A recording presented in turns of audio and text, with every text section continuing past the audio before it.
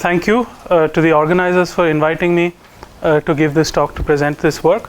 This is work that I've done with Nico Groenenboom and Fabiano Feleppa. These are excellent graduate students. Nico is in Utrecht in the Netherlands. Fabiano is a PhD student in Salerno in Italy.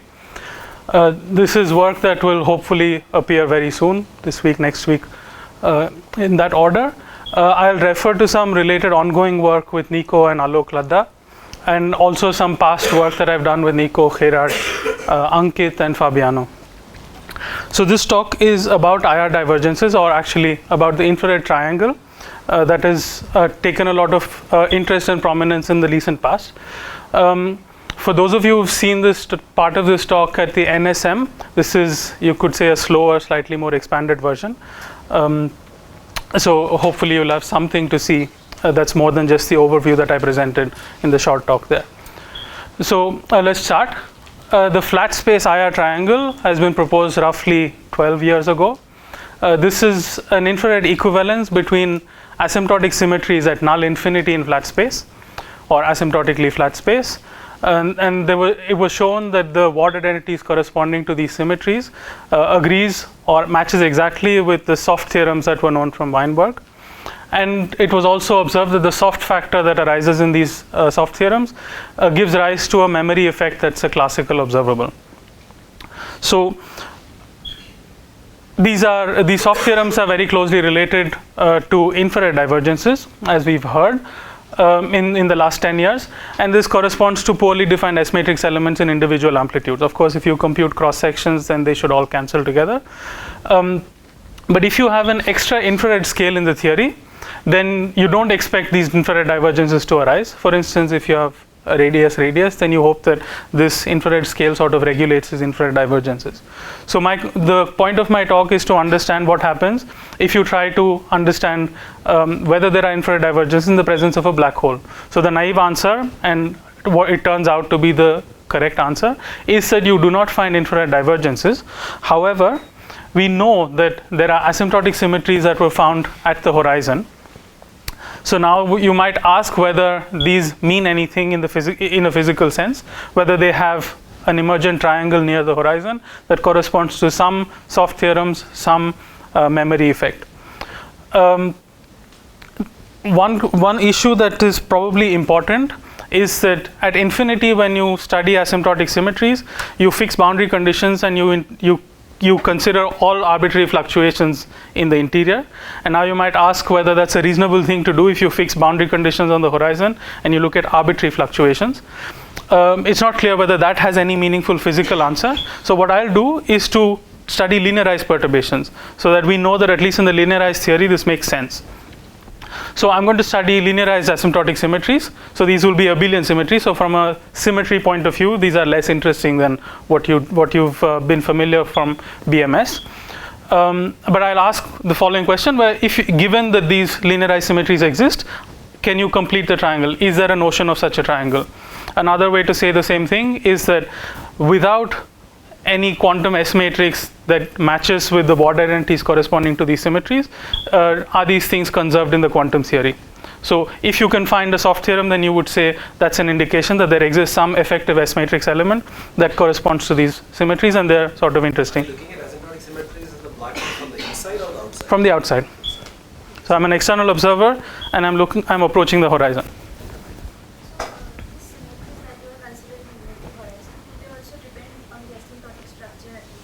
So maybe they should, but I will just be oblivious to what happens at infinity. I will take a near horizon limit. So I will just assume that the physics at infinity is factorized. But of course, if you're given some classical initial value problem, you would ideally set, like if you think of a collapsing black hole, then you would set your boundary conditions at infinity. And if you do everything properly, these should be probably determined from initial value data. But I won't consider a lot of that. I'll just focus on the near horizon region. And I'll stay, because I'm looking at linearized perturbations, I'll be oblivious to what happens far away at infinity. Any other questions on the perspective?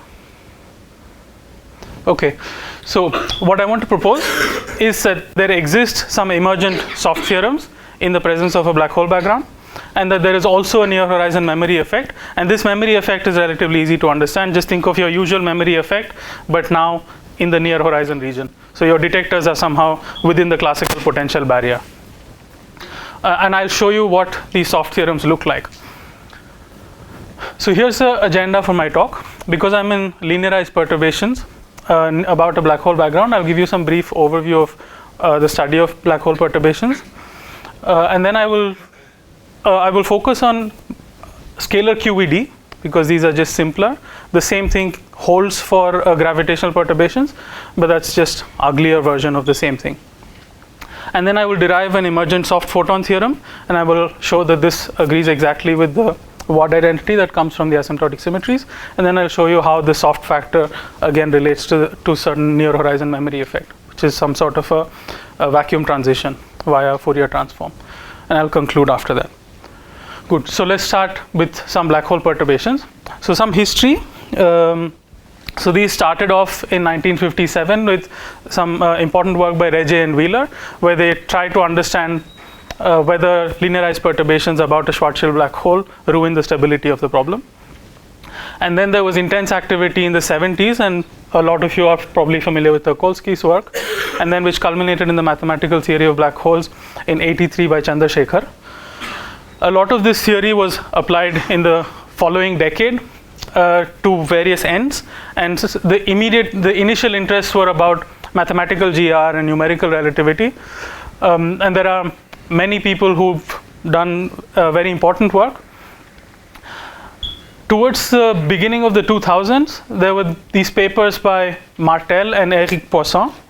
So this is a very nice paper which sort of takes everything that has happened in the past and puts it in a gauge invariant formulation or gauge covariant formulation, which is a very convenient tool to address, to study calculational problems.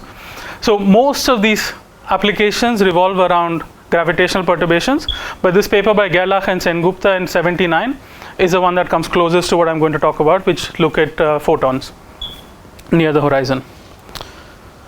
Great. So what do these perturbations look like? To give you a rough overview. So we're interested in some metric, which is a Schwarzschild background plus some linearized perturbations.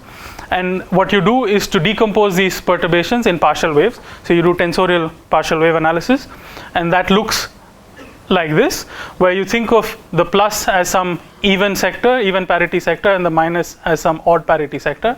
So let's look at the even parity sector first. So there's some 2 by 2 matrix, which I'm looking at 4-dimensional black holes, by the way, but this once you see the results, you'll see that this generalizes to higher dimensions. So in 4 dimensions, this is some 2 by 2 longitudinal mode, which has 3 degrees of freedom, and there are 2 degrees of freedom in the mixed sector here. And then there are 2 scalars k and g. So this makes up 7 degrees of freedom out of the 10. And there are 3 degrees of freedom here in the odd sector, 2 of them sitting in hi, and 1 of them which is a scalar h omega. So my notation is that small I, ijk's stand for longitudinal indices. So think of time and radial direction, or uv. And the capitalized Latin indices a, b, c, d refer to the angular transverse directions. So we've done nothing here except to break what you like, which is 4D covariance, and then you brought it into some 2D covariant pieces on the sphere and on the longitudinal sector. So what good is this? Of course, you can now fix gauge as you like, and there are various gauges that have been proposed in the literature, and each of them is good for one thing or another. And for instance, the Regge-Wheeler gauge is used a lot. There is no residual gauge freedom if you fix this gauge. There's something called the trace stress gauge, which allows for a lot of calculational simplicity in certain amplitude computations. There's something called the generalized Regge-Wheeler gauge, which was shown by a group in Stanford that the ghost action is now very simple to write if you use this gauge. And then there's to study radiative physics, Martel and Poisson argued that there's a nice gauge which is of this kind. I should say that all of these fields, so this capital H, little h plus, k, g, all of these fields have a partial wave index Lm that I'm suppressing here. You can do the same with photons. Life is a lot simpler because you have one less index. So you split the photon into some longitudinal component and a transverse component. The longitudinal components behave like scalar partial waves. The transverse components have a derivative on the YLMs or some anti-symmetrized version of this. So since we're going to stick to photons, so let's look at a gauge transformation in this partial wave basis. So the gauge transformation looks like this, and I expand lambda also in partial waves as a scalar. Then you can immediately read off what the gauge transformation looks like on the components that sit inside here. And you see here that the odd parity sector has no gauge freedom because it has only 1 degree of freedom, and there are 3 degrees of freedom sitting in the even parity sector. So you fix a gauge in the even parity sector, you use equations of motion, you kill 1 more degree of freedom, and you're left with 2 propagating modes. You can use this partial wave decomposition for various calculations. For instance, you can try to solve linearize Einstein's equations or compute actions covariant on the longitudinal directions after you integrate out the transverse sphere. So one example calculation that one can do is something that I've done with my collaborators here, which is to sum over iconal diagrams. And this iconal is now near the horizon. This also exists in flat space very famously, but you can do something similar near the horizon, and you get a Dreyer's-Hof-like shock wave near the horizon from these amplitude computations. Good. So let me move on to one of the corners of my triangle, which are asymptotic symmetries of scalar QED near the horizon. What I'm going to do is I'll use Eddington-Finkelstein coordinates for the Schwarzschild metric. So I want to go near the Schwarzschild black hole, and I write down the Eddington-Finkelstein coordinate metric in this form with W as standing for the future horizon or the past horizon, and I want to combine both of them to write both of them in one go. But whenever I need to split them, I will use these. Yeah. The iconal scattering calculation that you mentioned, Yeah. that was done in the Rindler region or in the Schwarzschild? It was in the Kruskal coordinate, so it's a maximally extended version. But the shock wave exists on one side, if you like. So you throw particle from one side, and you ask what is the change in the wave function of some outgoing mode because of the presence of the shock wave, and the answer is that you get this shift in the geodesic, and the amplitude answer will be that these two things, which are transversely separated, exchange an infinite tower of soft gravitons. Something's been bothering me, sorry. I understand soft as defined from infinity. Yeah. When you say soft as defined near the horizon, what do you mean? I just mean that I pick modes that have 0 frequency with respect to the null coordinate on the horizon. And of course, it's important, it's a good question, because if you were to ask the same question in global coordinates, so in Kruskal coordinates, then you would run into this issue that even massless particles in 4D, after you go near the horizon in this partial wave basis, they pick up a mass which corresponds to the angular potential. And that means that it's hard to go truly soft. So what you have to do is something like the large N limit in gauge theories, where you send the momentum of the graviton in Planck units to 0, and you send the size of the black hole to infinity, such that the frequency in frequency times the Schwarzschild radius is fixed. So depending on what coordinates you're in, you might have to do a little bit more work to define this properly. And you must go on, sorry, but and therefore the Toast, whatever you folks' shockwave calculation in the near horizon region is significantly different from what you might do in just flat space, Rindler space. It's different. Oh, in Rindler space. I mean, or okay, let's just do flat space. If you do flat space, look at the time delay that you would. Yeah, it's different in the following sense. In one case, you get a different classical solution. So you get the Eichelberg's XL metric or the Dreyer's-Hof shock wave. And in that case, this softness is not so important, because in the iconal diagrams, you have no external soft gravitons. Everything is just virtual. So you just do the honest computation. The computation tells you that you're projected onto the soft exchange sector. Thank you. Good. So as I said, we'll focus on the even sector, because there are no gauge degrees of freedom in the odd parity sector, and we're interested in residual gauge degrees of freedom as far as charges are concerned. What's very interesting or very nice is that without any assumptions, if you write this theory in this partial wave decomposition, you can actually solve the angular equations of motion on the nose. And what you find is that the longitudinal photon is related to the transverse modes and some extra scalar. And I'm focusing on the even sector. So there's another A minus that I'm ignoring here. And at the quadratic order, these things separate. If you plug this solution into the field strength, you see that chi is the only mode that appears in the field strength. And so it's clearly the gauge invariant mode. So just by solving some angular modes, angular equations of motion, you just landed up on a gauge invariant mode, which is convenient because now usually you have ambiguity on which mode you choose as the radiative mode, but now it's just, the theory is just telling me this is a natural radiative external mode that you should pick. So yeah, as I said, evident that this chi is my radiative mode, so that's what I'll use in what follows. The only boundary condition which is important when you define asymptotic charges, everything depends on what boundary conditions you pick. Usually at infinity, people are forced to pick some more restrictive boundary conditions because you cannot solve for the entire phase space in general. But here, the nice thing is that the only boundary condition that you're forced to employ is regularity on the horizon. So I will just demand that this radiative mode does not blow up on the horizon. So I'll just have a power series expansion on the horizon. Sorry, you don't enforce that it is only ingoing at the future horizon? No. You allow for outgoing? Yeah, it turns out that for the soft theorems, so in the Ward identity, in some sense, you're already doing that by demanding this. So in the charges, because if I'm going to look at the leading soft theorem, then I'll just pick the n equal to 0 component. So that just has a longitudinal component. It has no radial derivative. So this mode has no transverse or momentum in the radial direction.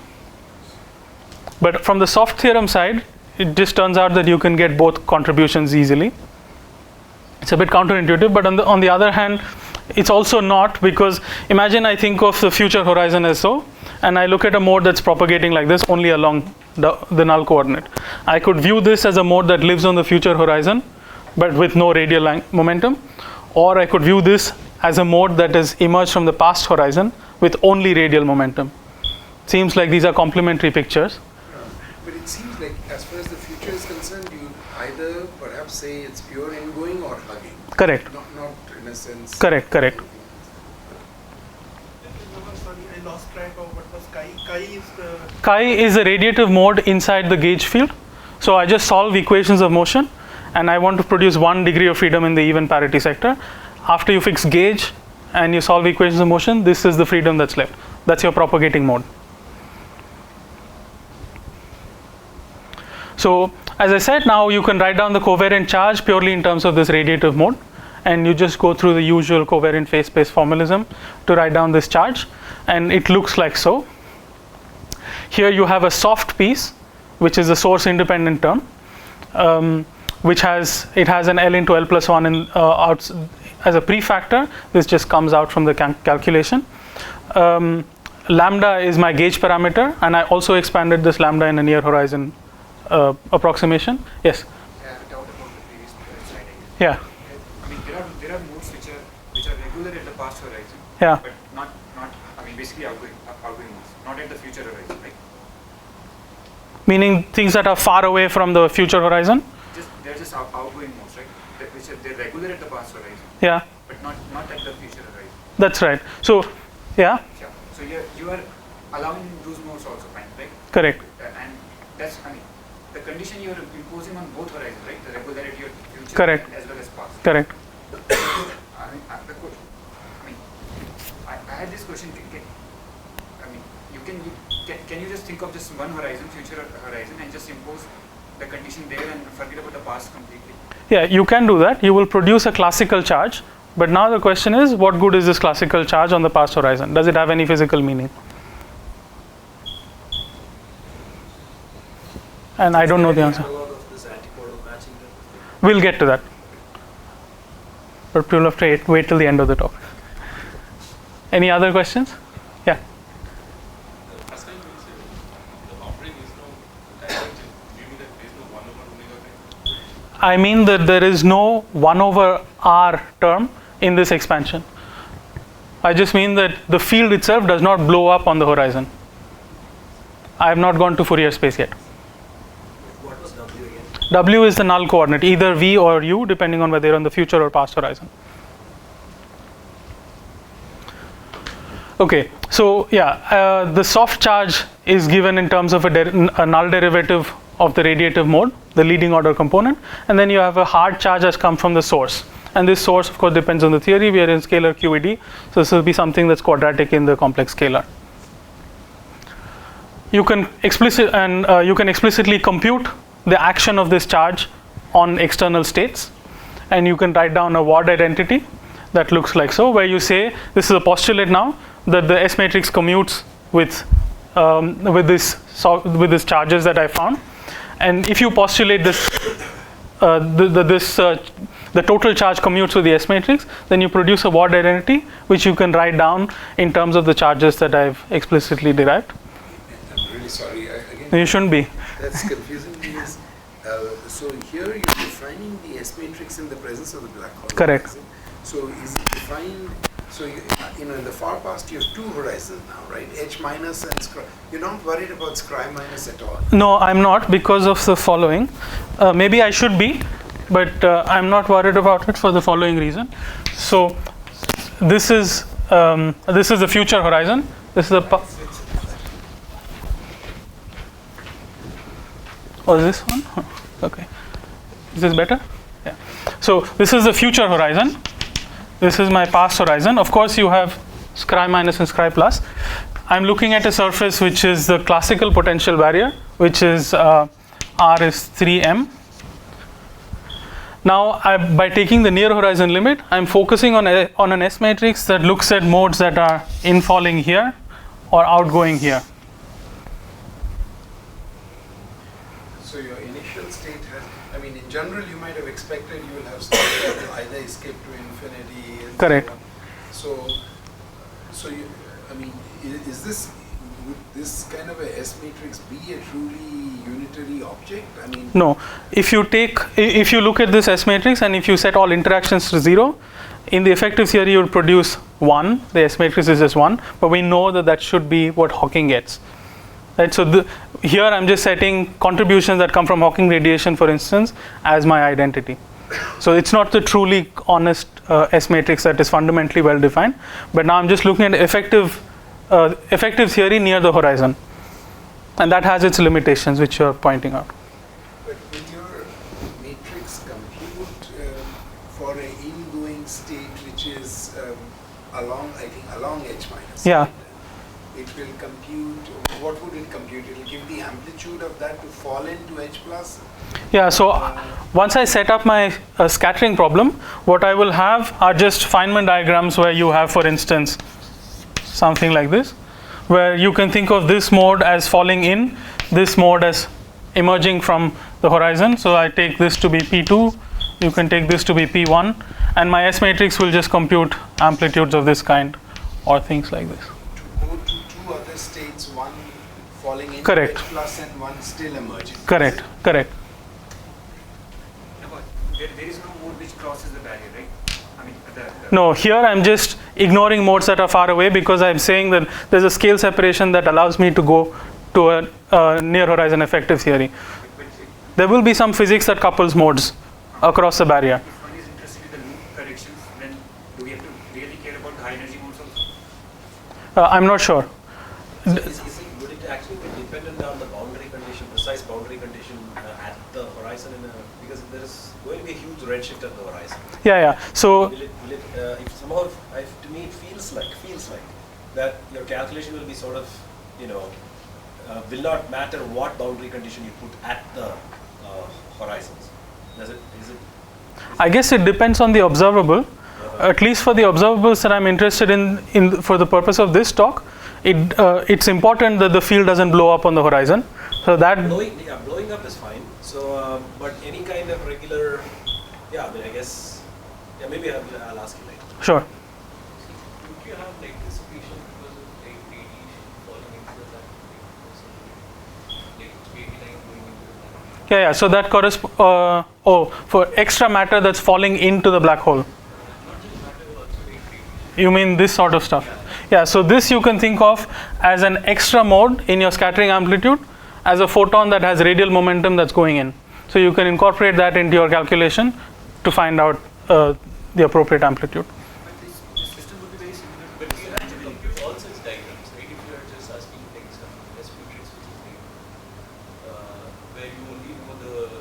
that are outside?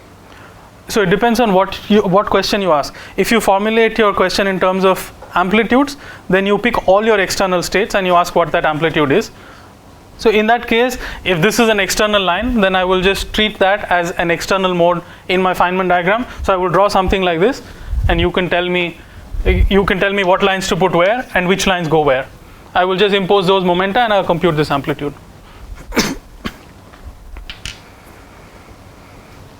Okay, good. So an interesting thing that is useful to notice here is that at least for this leading Ward identity, firstly, there's no soft pole. There's no infrared divergence in this Ward identity. The other thing to notice is that even though the hard charge had some dependence on the Schwarzschild radius, that disappears in the Ward identity. So this is the leading order soft theorem, and this loses information, so it seems like some local effect. So I want to show you how this can be matched with a soft theorem using S matrix elements of this kind. So the kind of diagrams I'm interested in are particles that are entering the black hole, leaving the black hole, and you can pick the configuration of momenta that you're interested in. And then we want to add fluctuations that come from, say, gravitons or photons in the near horizon region that mediate these interactions. And then we want to add some external soft mode, either in the ingoing legs, outgoing legs, or somewhere in the internal region. And in the soft expansion, you would hope that this sort of diagrams are subleading compared to these. So what are the things that you need for computing these amplitudes? You need to define your asymptotic external states, which we've already discussed briefly, but I'll show you a calculation. And then you want to understand how photons near the horizon behave. And then you want to compute, you want to look at the interaction vertices in this effective 2D theory in this partial wave basis. And then you set up your computation for these scattering matrix elements. I got really confused when you were talking radiation, because you will work in the Kruskal vacuum. No, here I'm looking at the Eddington-Finkelstein coordinates. Okay, then in the vacuum. Yeah, I'm not sure how to think of the vacuum, because you see, my creation annihilation operators are creation annihilation operators in the near horizon region, and this has some complicated relation to the asymptotic vacuum. So I imagine that you would say that these are with these Bogoliubov coefficients. Yeah, but you can define you should go on, but you can define the analog of the unroot just in the near horizon. True. Probably you will work in that vacuum, right? That's my guess. So just recalling the background that we're interested in. So let's look at a scalar field, which will be my asymptotic states in the hard scattering processes. So I start with some Klein-Gordon equation that is massive, because I'm interested in soft photon theorems. I have a complex scalar, and I just plug in this background for the operators, and I integrate over the sphere. Then you produce an infinite tower of partial waves at the quadratic order, where you see that the mass term, because of the f of r that comes from the square root of the determinant of the metric, is proportional to this f of r. There's also an L dependent piece that comes from transverse derivatives here, and all of those are heavily suppressed. This is another way of saying that in the near horizon region, the rest mass is insignificant compared to the energies of the particle. So all particles will appear to look massless in the near horizon region, at least in these coordinates. As I said earlier in a response to a question, if you did the same thing in Kruskal coordinates, you will produce an F independent mass term that is angular momentum dependent. So even if you were to take a massless field in 4D, if you reduce in Kruskal coordinates, then you will find a mass term. It's just an effective mass in the 2D theory where you're trading the curvature for a potential. So from this, if you take the near horizon region, you can just ignore this mass term, and you're effectively in flat space in 2 dimensions for each partial wave, and you produce a simple propagator for the scalar field for every partial wave. The same with interaction vertices. I start with the 4D interaction term, and then I know what the field strength tensor is. I know what the gauge field is in terms of the radiative mode. So I just plug this in. This will give me an on-shell interaction vertex in terms of this mode chi. So there's a 4 vertex which involves 2 chi's and 2 scalars, and there's a 3 vertex which has this chi and 2 scalars. And we are interested in a single soft photon theorem, so I just focus on this 3 vertex. And this factor C3 is like a Klebsch-Gordon coefficients that come from angular integrals, and they have a corresponding C4 in the other term. Is it reasonable to think of, so you said that you're somehow not caring about the identity part. Yeah. Right. So the identity part, is it reasonable to think of it as the Hartle-Hawking contribution? Yeah. Yeah. And you, Like you're imposing regularity, so it definitely is not Boole or something. correct. Right? Correct. It's either Unruh or Hartle-Hawking. Correct. So, Correct. So and if you have this identity, then naturally I think it is more like Hartle-Hawking. Anyway, that's one. Yeah. Yeah. Maybe you're right. At least for the soft theorem, it doesn't matter because the hard amplitude I don't care about, and I'm only looking at the factorized soft factor. Good. So the leading soft photon theorem will look like one of the external legs producing a photon, and because I'm in this partial wave basis, each external leg is labeled by its longitudinal 2D momentum and the transverse angle partial wave that it sits in. And you can write down the S matrix element due to the presence of some soft photon with some momentum k that sits in some angular momentum or partial wave Lm, and then you have a set of all hard states that interact with each other without the soft photon. And if you work this out with the Feynman rules, with the interaction vertex which contain this epsilon kp and the virtual propagator which was just a massless scalar in 2D, you produce an answer of this kind, where now, it's important to now figure out what this factor does, because in the Ward identity we found that there is no infrared divergence. So you better find that the same is true here. And because you're in 2D, you impose that the external photon is massless. External photon is on shell, also massless. And you can just work these pieces out, and it turns out that the green pieces turn out to be plus or minus 1, depending on whether you're in the future or the past horizon. So these simplify enormously, and you end up with this factor. Here I did not have this L into L plus 1, and that's because the theory that I started with was canonically normalized for the 4D gauge field, but now I've reduced the theory into this radiative mode, which is some component of the photon. So the 2D action for the soft photon is not canonically normalized, so you need to compensate with the appropriate normalization, and that's important to get a match, because this thing was present in the Ward identity, and now this resulting soft theorem matches exactly with the Ward-Takahashi identity that you found from the near horizon symmetries. And again, you have no soft pole here, so the subleading terms will come with an omega with a k in the numerator. So this is still the leading soft theorem, but the leading soft theorem doesn't have a pole. And this may not be so strange because I'm working in an effective 2D theory. If you were to take flat space, fix some large sphere, and then you do your usual Weinberg soft theorem, you will also not find a pole, because the pole just comes from the fact that you have a 3D integral in momentum space in 4D in Cartesian coordinates.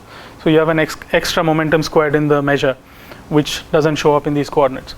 And you don't have the luxury of 4D Cartesian coordinates in the presence of a black hole, because you don't have Lorentz invariance.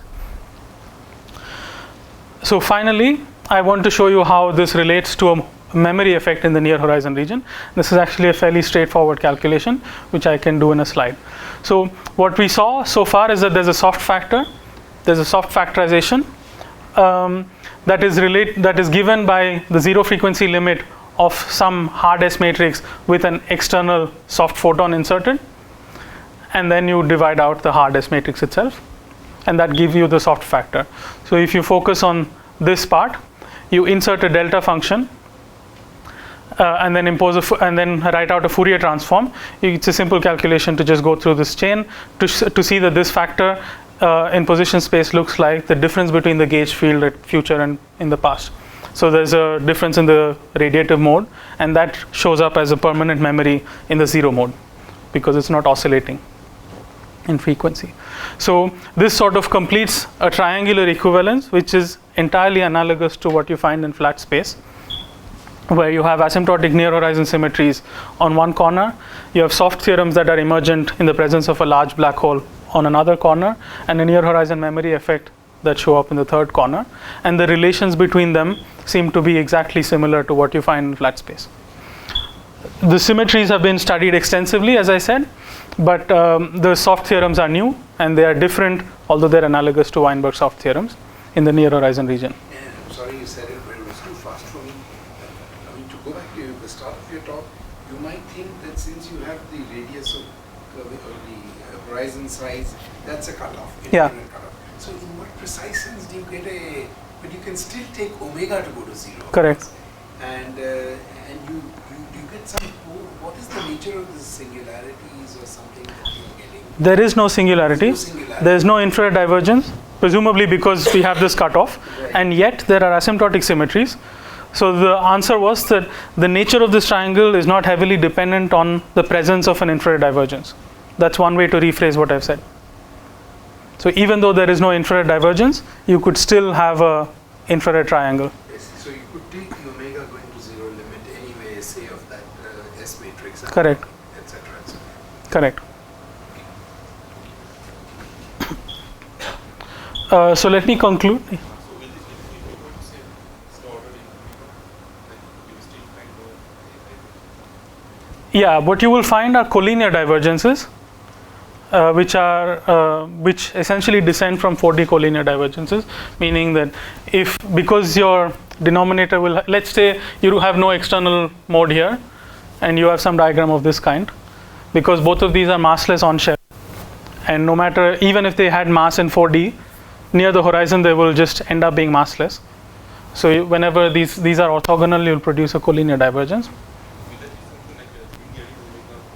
There will be a linear in omega term. So some diagram of this kind where you have some external thing and the photon comes from here as opposed to an external leg, that will give you a linear in omega term.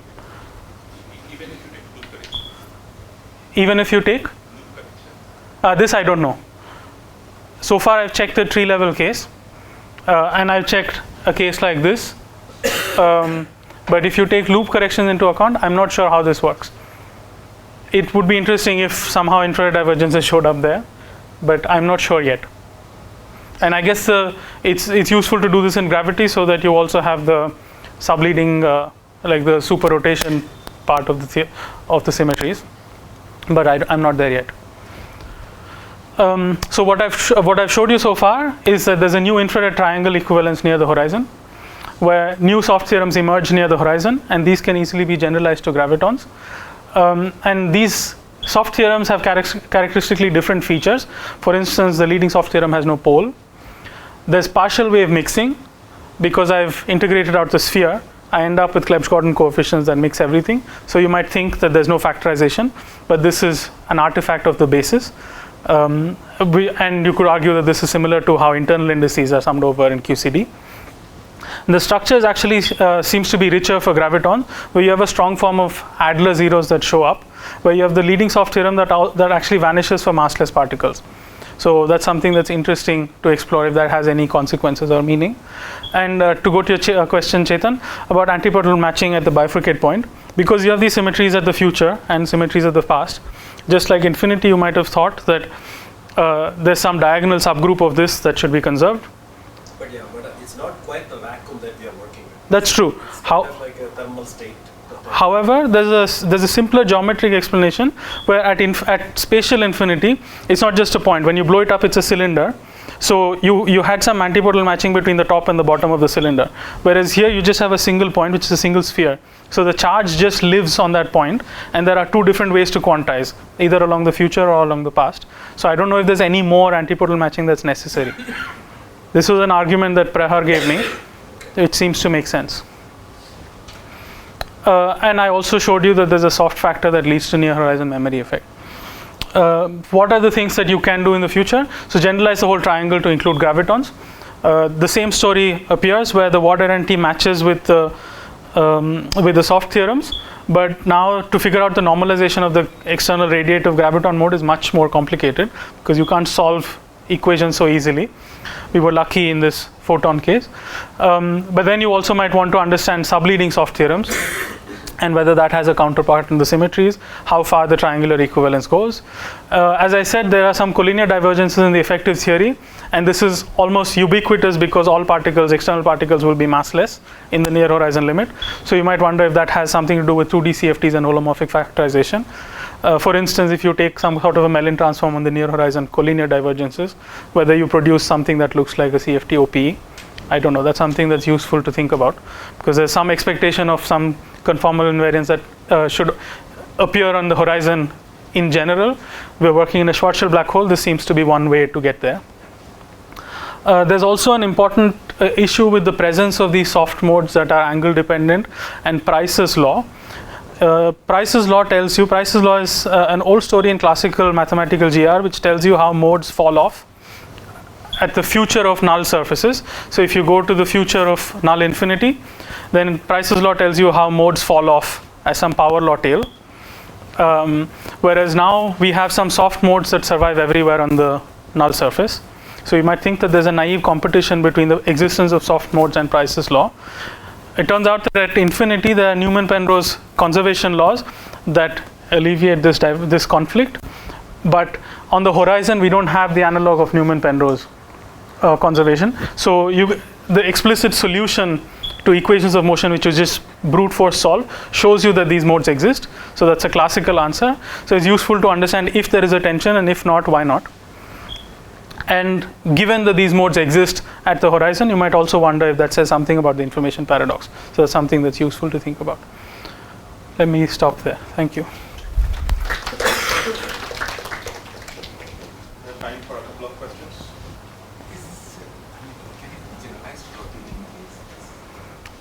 The way I've done it, it's a bit harder because I'm labeling external states by their partial waves. I can do that if the background is spherically symmetric, but I no longer have my Regge-Wheeler decomposition. And you can decompose, but then those are not meaningful labels for external states. So at least this technology would not work. But maybe there is some way to do it. Yeah, it looks like it's a property of the null surface because the angular parts just serve as some normalization factors to match things and otherwise disappear. Everything depends on the longitudinal part. So it seems like it's a null surface thing, but I'm not sure how to show that because the technology that I'm using doesn't seem to work for Kerr black holes, for instance. But it would be very nice if there's some way to do it. This CFT structure, does it hint at a 2D CFT? Yeah. And is it going to be unitary?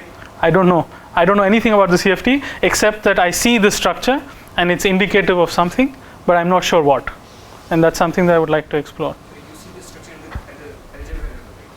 Yeah, at the level of the whole collinear divergences that ubiquitously appear regardless of what external particles you scatter. This is related to this Berlin-Day idea that relates Tufts' work to some string theory like. Possible, I don't know. Meaning that there was one problem with the old 't Hooft idea, which was that if you try to relate it to some CFT on the world sheet, you end up with a central charge that's imaginary. And that I don't think has been solved. Maybe, sorry. I don't remember. One of the physical parameters which was meant to be real ends up being imaginary. I don't know if this solves that. I'm trying to understand your gravitational memory effect. So now you can correct me, but in asymptotic, in the flat free space case, it's been explained to me by saying you have LIGO or something. Yeah. Two mirrors, the gravitational wave goes by, Yeah. and the length afterwards is Yeah. different. Right? Now it's awfully hard to keep things close to the horizon and not make them fall in. Right? Any geodesic is going to fall in. So if you try to do this near the horizon, you're going to have your mirrors with a huge rocket attached to both of them. Yeah. So I mean, is there a physical experiment you can think of doing which corresponds to? Yeah. I'm just curious. Yeah, I'm not sure this is satisfactory, but what you can do is pick a black hole that's large enough such that the near horizon region is just large. If you have the distance between the classical potential barrier and the near horizon and the exact horizon is a few 100,000 kilometers, then you can try to be as close to the potential barrier as you want. And okay, good. And then you somehow or the other, it's even okay if they are just freely falling because they take a long time to cross. Correct. But then, is there a difference? I'll have to compare apples with apples, but is there a difference between the memory effect in the asymptotically flat region and in the near horizon region where the cutoff because of finite radius comes into play? Yeah, so there's two ways to look at it. One of them is to say, I just put my detectors inside, I see what I see, and I get a change in the distance. Just like at infinity. Is that different from for a Yeah. gravitational wave of? I would think so, because the natural soft mode here scales as 1 over r. Right, so the length scale at which these modes appear are characteristically different. The trouble is that my suspicion is that if you are an observer far outside the potential barrier, then the effects of these will have to tunnel past the barrier. Forget that. We'll Okay. not be just inside in your region. Okay. Wave goes by, I look at the size after. Yeah. Is it different from if I was an observer far away Yeah. looking at the difference? Yeah, It seems like there's a difference because of the size of Exactly. So the difference would be that Bigger effect? Is it a bigger effect? I don't know, because now you have to worry about big in comparison to what? Asymptotically far away. Just because you're actually encoding also for shorter wavelengths than you might have encoded.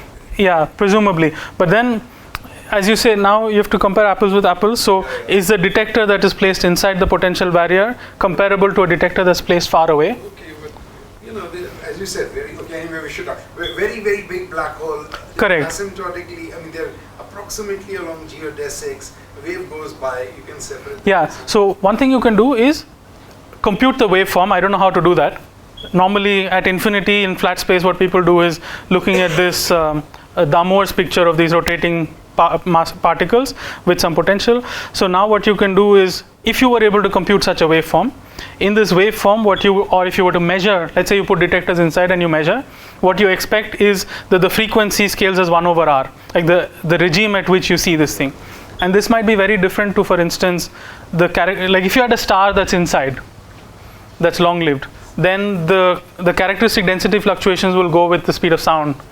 So in comparison to something like that, you would have a characteristically different effect. But yeah, I don't know how far one can push this. Thank you. Okay, I think we should stop here and discuss funding issues for this potential experiment. Do you have a couple of